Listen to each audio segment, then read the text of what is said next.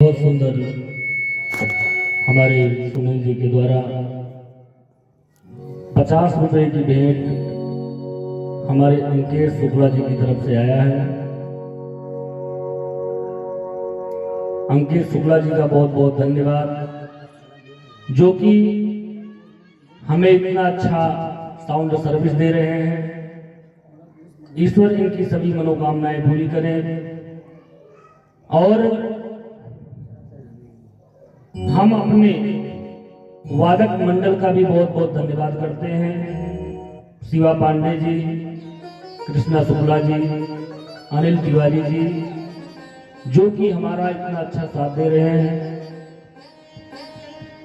तो इन सभी के लिए एक छोटा सा पर बहुत प्यारा सा आशीर्वाद कि देता हूं आशीर्वाद तुम्हें, हो जाओ अजर अमर बेटा, श्री राम तुम्हारे अनुराई, तुम सदा रहो अनुचर बेटा।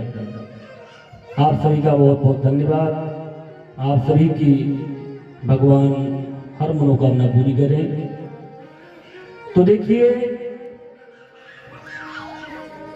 पितामह भीष्म युधिष्ठिर से कहते हैं कि युधिष्ठिर, तुम कृष्ण को क्या समझते हो कि ये तुम्हारे मामा का बेटा है। मातुलेयम यम मन से मातुलेयम प्रिय मित्रम सूर्योत्तमम। कोई मित्र समझता है तो कोई भाई समझता है, कोई प्रिय समझता है तो कोई संबंधी समझता है। देखिए, सोना तो सोना ही होता है। आप उसका चाहे जितना आकार बना लें, चाहे कर्णफूल बना लें, चाहे एक सोने की अंगूठी बना लें, कोई भी आकार बना सकते हैं, पर है तो वो सोना ही। तो भगवान श्री कृष्ण सोने की तरह है। आप जो चाहो उनसे रिश्ता जोड़ सकते हैं।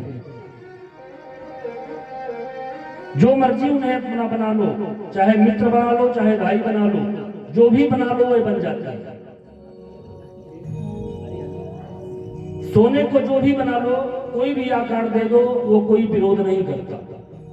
तो ऐसे ही भगवान श्री कृष्ण सोने की तरह है। वे भी कोई विरोध नहीं करते, जो बनाओ बन जाते हैं। इतनी कृपालुता है इनकी। अर्जुन ने सारथी बनाया, बन गए। आप किसी प्रतिष्ठित व्यक्ति से कहो कि वो आपका ड्राइवर बन जाए, तो क्या बनेगा? नहीं बनेगा। पर इधर अर्जुन ने परमात्मा को ही अपना सारथी बना लिया। कृपा देखिए, सारथी बन करके भगवान श्री कृष्ण ने अर्जुन की सेवा की। तो कहते हैं कि नहीं, अर्जुन को तो छोड़ो, अर्जुन के घोड़े की भी सेवा की। भगवान अर्जुन के घोड़े को नहलाते थे रोज। भीष्म पितामह की देखिए, भीष्म पितामह इतने दुखी हुए कि उनकी आंखों से आंसू बह निकले, रो पड़े पितामह। पितामह कहते हैं कि युधिष्ठिर, इतनी कृपा तो हमने कभी देखी ही नहीं। देखिए, 2 बार विषाद हुआ है। एक विषाद महाभारत युद्ध के पहले हुआ और दूसरा विषाद युद्ध के बाद हुआ। युद्ध के पहले विषाद हुआ अर्जुन को। तो अर्जुन को भगवान ने गीता का उपदेश दिया और अर्जुन के मन के विषाद को दूर किया। और युद्ध के बाद विषाद हुआ युधिष्ठिर को। युद्ध के पहले विषाद को भगवान श्री कृष्ण ने दूर किया अर्जुन को गीता का ज्ञान देकर। लेकिन वही विषाद जब युधिष्ठिर को हुआ, तो वो उपदेश किसने दिया? भगवान ने नहीं, भीष्म पितामह ने उनका विषाद दूर किया। क्योंकि अर्जुन तो जीव है, पर युधिष्ठिर धर्म के अवतार है। और धर्म का विषाद कोई भागवत ही दूर कर सकता है, अन्य कोई नहीं। ये हमेशा दुखी रहते हैं। भगवान श्री कृष्ण ने कहा कि पितामह, ये महाराज युधिष्ठिर जो कि ये हमेशा दुख में ही रहते हैं, और कहते हैं कि ये जो हस्तिनापुर का राज हमें मिला है, इस राज को पाने के लिए खून की नदियां बह गई हैं, इसलिए मैं इस राज सिंहासन पर नहीं बैठूंगा। मेरा मन बड़ा दुखी है। देखिए, युधिष्ठिर कहते हैं कि प्रभु, इसमें देखिए कितनों का रक्त सना हुआ है। पितामह को बाणशैया पर फुलाना, अपने आचार्य द्रोण को मारना, ये सब हम पांडवों के कारण ही हुआ है।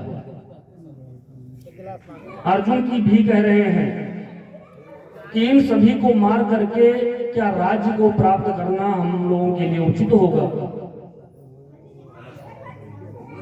और अब युधिष्ठिर कह रहे हैं कि अपनों का कितना रक्तपात हो गया है, तो मैं इस सिंहासन पर कैसे बैठ सकता हूं। भीष्म ने कहा कि युधिष्ठिर इधर आओ मेरे पास। युधिष्ठिर भीष्म पितामह के पास गए।